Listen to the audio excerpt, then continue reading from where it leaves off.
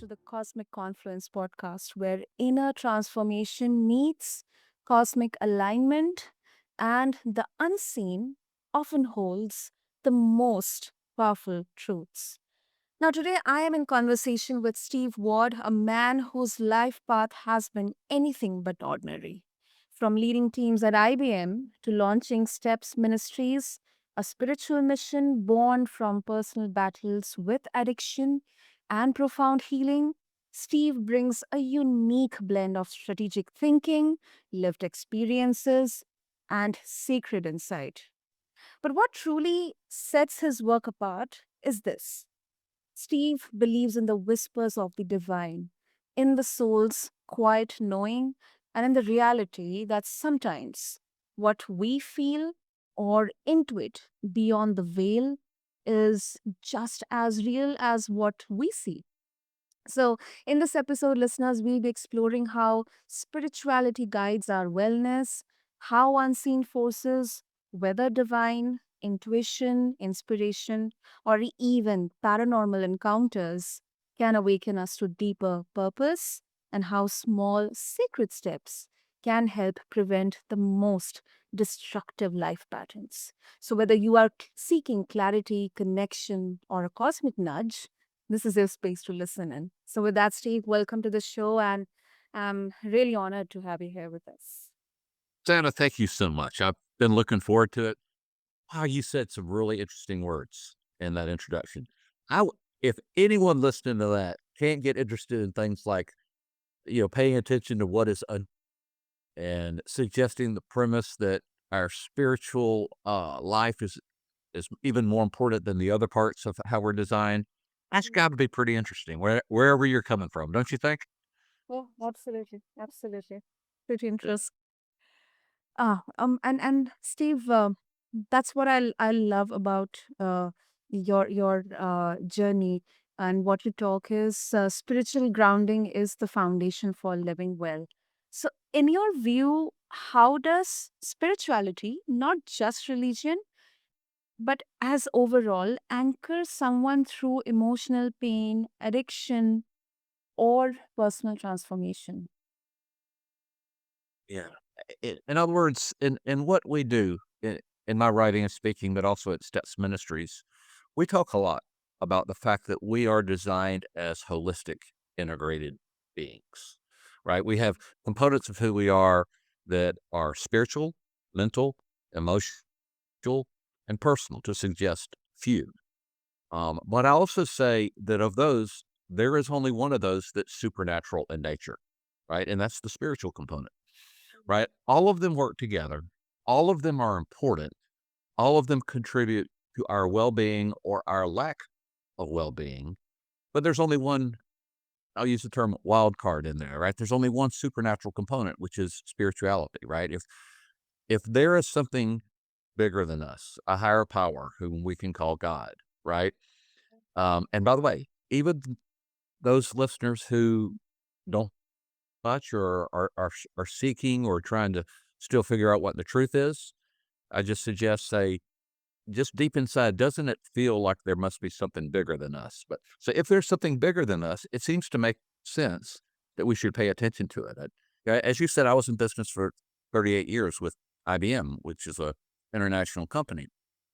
And so I'll use the business metaphor that says, if you are running the operations of a department of a particular business, you're going to pay attention to what the CEO and the chairman of the board have to say, right? So in our lives, I think we should pay attention to those signals and that input that we get from our higher power, which I would suggest is God. Yeah, that's true. And I agree. And um, Steve, you have had, you have encountered your internal demons. You have battled addiction. Would you say that your connection with the divine, the higher power, it evolved more through crisis, or it kind of became deeper and deeper through your healing journey? That is a really good question. And my personal journey is not necessarily the same as others, right? Everybody's different. I think it, as your question suggests, many people find their spiritual journey in the midst of crisis, right? Because we as human beings tend to focus first on self, right? And I got an engineering degree and worked in business, right? So a lot of people in business, but I would say all of us, we tend to think we're supposed to control our circumstances. We're supposed to be independent, everything out. We're going to measure ourselves on performance and things like that, right? Whereas, really from a higher purpose, that's not what it's all about, right? So, my journey took a couple of aspects to it. Interestingly, the spiritual journey happened most dramatically first, and then the recovery journey happened after that, but they were very much intertwined. My spiritual journey was I was a pretty secular guy for a good bit of my life. Again, trained as an engineer, worked in business. I'm kind of practical, minded. But over the course of my life, in my early 20s and 30s, right, I think I was experimenting with lifestyles, right? I was focusing on performance at work, advancement, money, fun, enjoyment, excitement, thinking that that's where I would find meaning and purpose. Well, that's not how things tend to work in real life, although many of us think that, right? So I knew there was something else out there. And at different times in my life, I was presented with things that made me think, wow, maybe there is a meaning to my life. Maybe I do. Maybe there is a unique identity to me. Those are really big ideas, but they're tremendously exciting and encouraging, right? So I think I would say I was searching for meaning and purpose. And then because I am kind of practical, I'm an engineer, I thought, well, a whole bunch of people all over the world think that there is a God out there of some sort. So it seems like I should do due diligence and try to understand, is there or is there not? you know? And so I went on what I've called myself a search for truth, right? To say God out there and what that God is like. So my spiritual awakening really happened about the age of 40, right? Which is later in life for some and earlier for others. But at that point, I was still a high functioning alcoholic, right? And in the years prior to that, unfortunately, you mentioned our demons, and I would suggest that substance abuse is certainly a demon. Of the members of my family, meaning me, my wife, and our two sons, three of the four of us dealt with alcohol or drugs. And our life got very, very dark at times, particularly with my older son. So spiritual transformation happened. And then but, but people who have a substance abuse problem become very clever at compartmentalizing that problem and setting it aside and maintaining a life of denial that says, hey, look at all the good things I'm doing. Look how well I'm performing, even spiritually. Doesn't that make me a good person because of all the works I'm doing? And setting aside the fact that there's a part of us that we are ignoring our God or a higher power. And I did that for a few years. I was very clever at it. And, I convinced myself that my compulsive addictive eating wasn't really a problem until I became informed that it was. And by informed, meaning I was a high functioning alcoholic, right? Nobody else knew except my wife. But spiritually, I started thinking, if there's a God out there, I'm not sure if he minds if I have a glass of wine every now and then, but I don't think he wants me to probably get drunk and not be a good steward of my life that he gave me and waste a good bit of my energy. And I started thinking about, do I want to go through life and look back on it when I'm gone and say, I went through and I did a freaking, to feel good from alcohol. I didn't want that to be my legacy or what I left behind. Right. So my spiritual awakening led me to think about my compulsive use of alcohol at a whole different way. And I didn't have a tragedy in my life, right? I wasn't fired or I didn't get divorced or I was still seen as doing good at my job. But those bigger questions, like what is my purpose in life, right? what meaning will come out of my life? And do I want to waste part of that on alcohol? Questions followed me.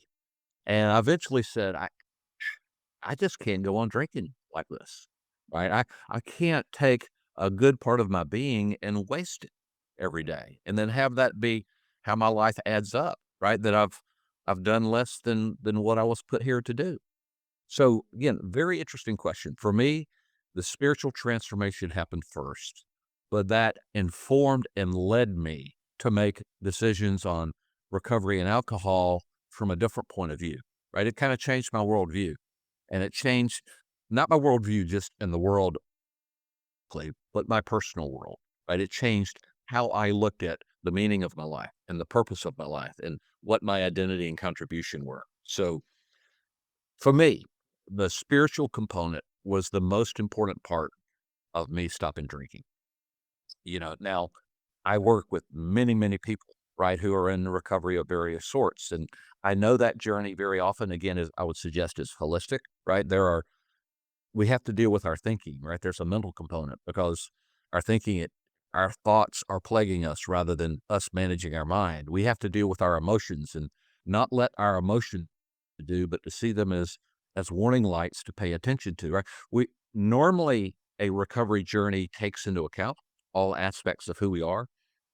But as I said back at the start of the podcast, there's only one supernatural component, right? And the good news is God wants to help us along this journey, right?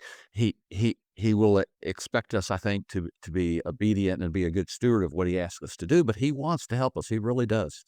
And if we take steps in the right direction, he'll guide us. And so the spirituality informs everything else if we're willing to pay attention. Yeah, that's the condition right in there. And that is so beautifully put, Steve.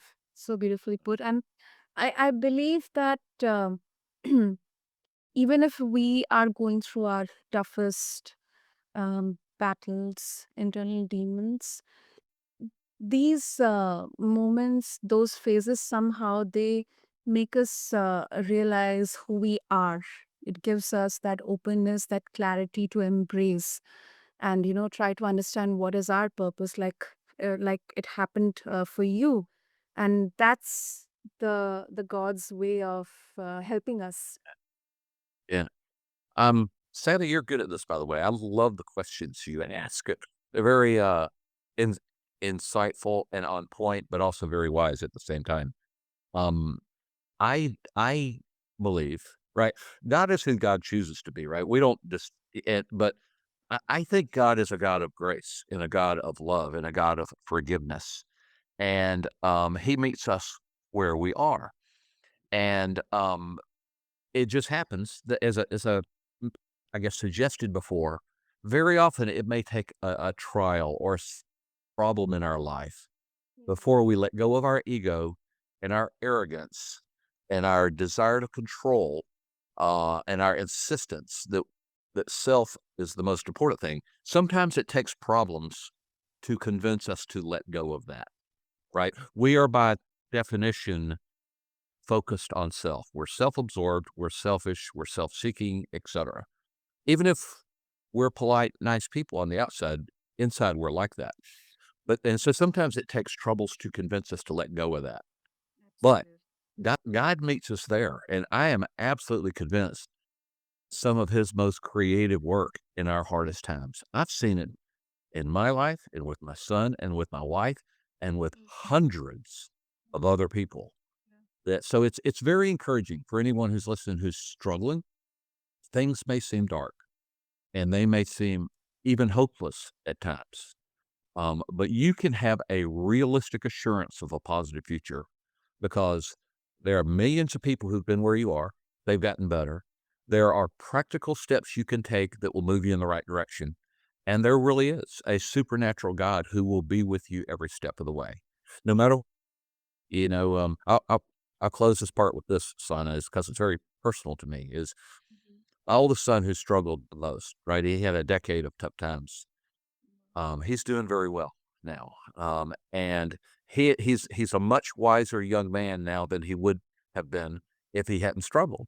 So he and I've had the conversation many times that he is now the man that God wants him to be, not just in spite of his problems, but in many cases because of them. They helped shape him, and he is a wiser, more informed, more humble person because of that. So struggling should know, believe it or not, there could be good things going on underneath.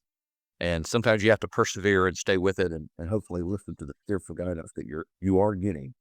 Um, but know that better times can be there if we take steps in the right direction. So, Beautiful put, Steve. And as you mentioned about, many people, they report moments in recovery or healing or while praying or maybe when they are in their weakest selves, that they have felt something otherworldly, an intuition, a dream, or a sign. Have you ever had a spiritual or a paranormal experience that made you feel guided but in an unexplainable way? um, my first answer would be hundreds or thousands of times, but I'll preface that by saying, in my, by the way, if God is truly supernatural and control of all things, he can appear in whatever way he chooses. And history would suggest that at times he chooses to do that in very visible, miraculous ways. So his power to do so.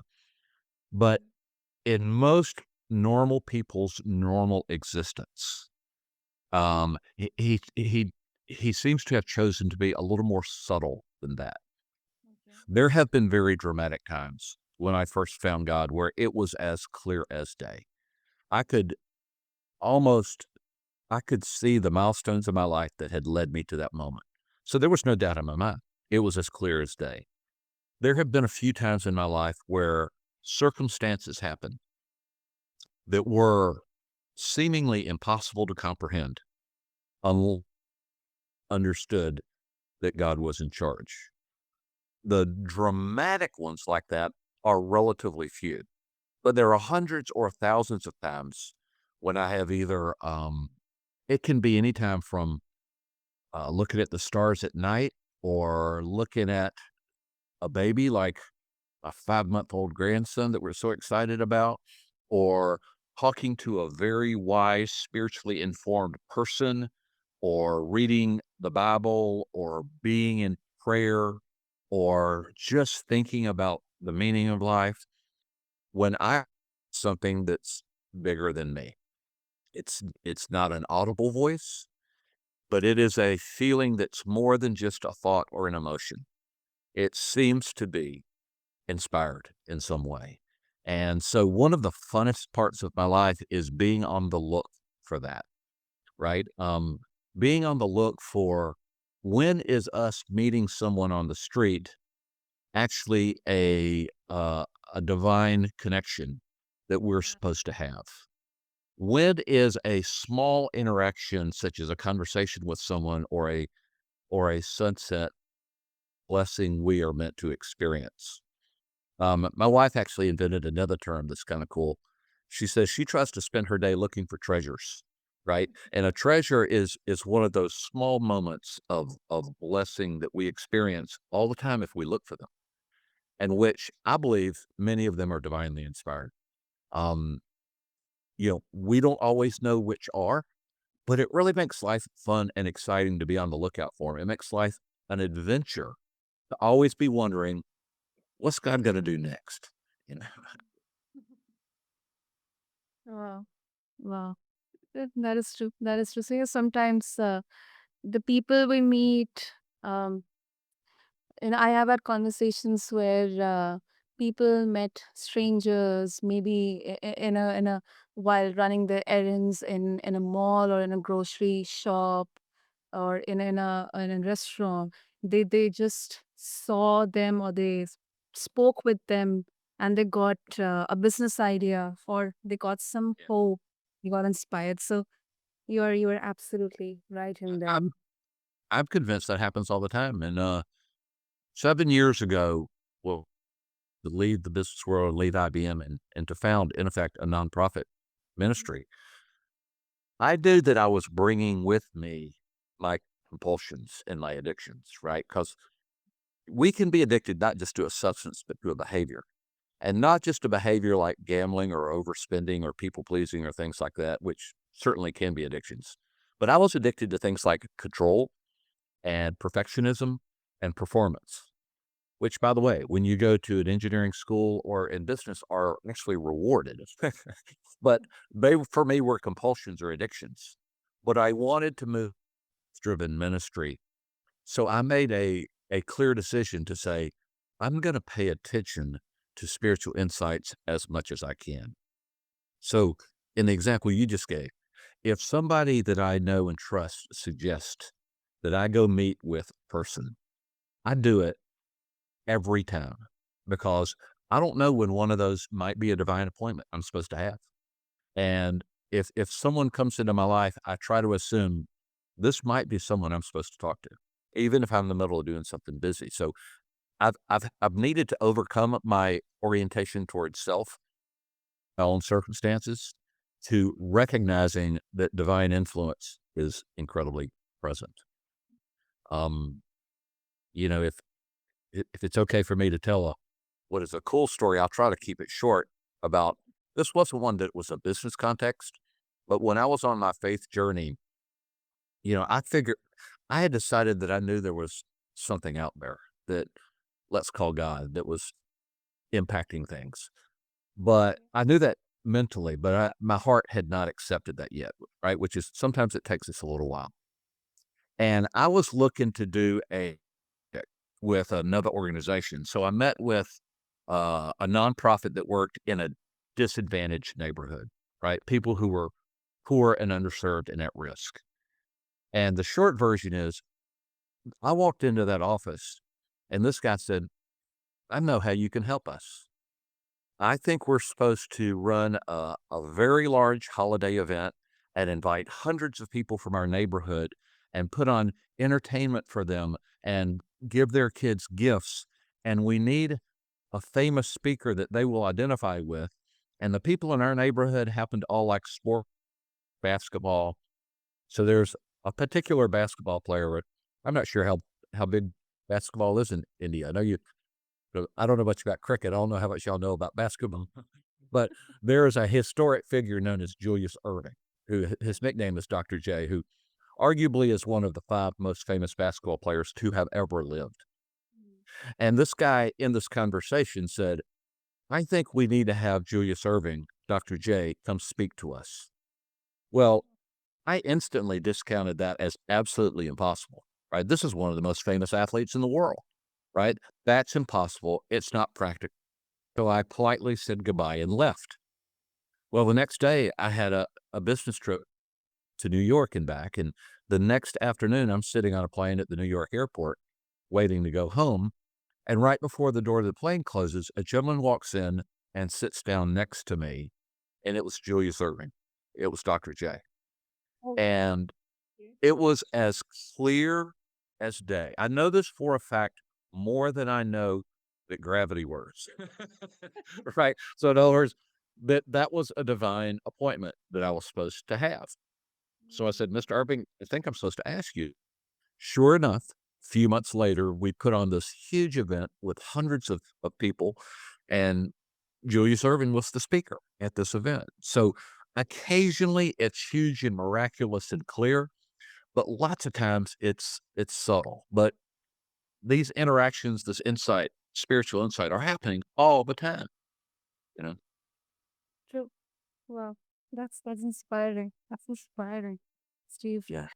Wonderful. So before we wrap up, if our listeners they would like to connect with you and explore more about your work at the Steps Ministries, what will be the best way? The easy way is just go to our website, lifeimprovementsteps.com, lifeimprovementsteps.com. You'll see who we are. We offer practical resources for hurting people to find help, healing, and hope. Help is practical steps to get better. Healing is encouragement that no matter if you're hurting, that things can get better. And then hope is a practical assurance of a better future. Things can get better. And we have resources for individuals to live life better even on things like intentionality and productivity and relationship. We have a lot of resources related to behavioral health, like mental health, mental wellness, dealing with substance abuse, whether it's you or someone else.